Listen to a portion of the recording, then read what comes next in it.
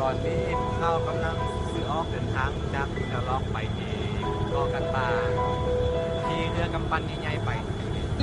คนเยอะสามชั้นไว้โยมคนหลายสุดเลย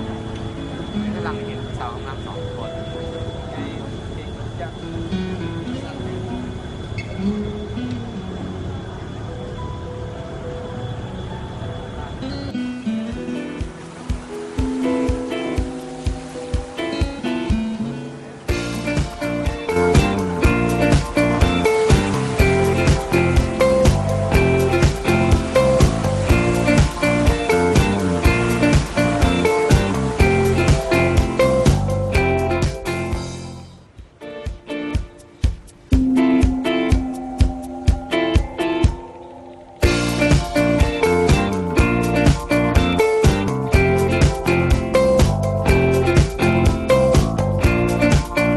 ก่อนแล้วก็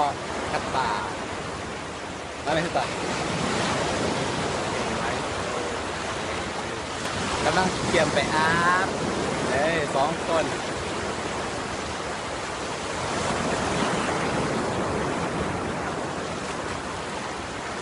ยางลงลิ้น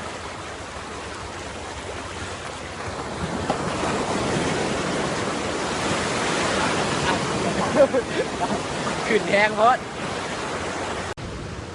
อยู่ที่อันนี้มันเขามาบัดก่อภายเนาะวันนี้เหนียวไปอ้าว น้ำจืดอาบน้ำขึ้นอาบน้ำอาหารแล้วเดี๋ยวนี้กำลังซิขึ้นไปชมวิว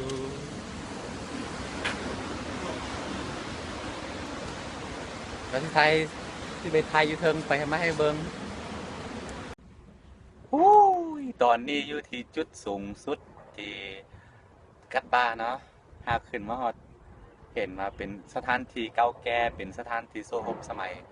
ต่อต้านจักรพรรดิอเมริกาของชาวเวียดนามจะเห็นปืนเก่าๆอยู่เทิงบนลายนะมวยลายเอ้ยสุดยอ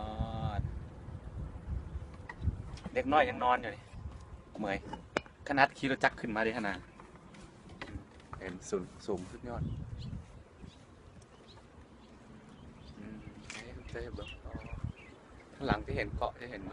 เกาะเป็นเขตที่สูงที่สุดแล้วเจ้า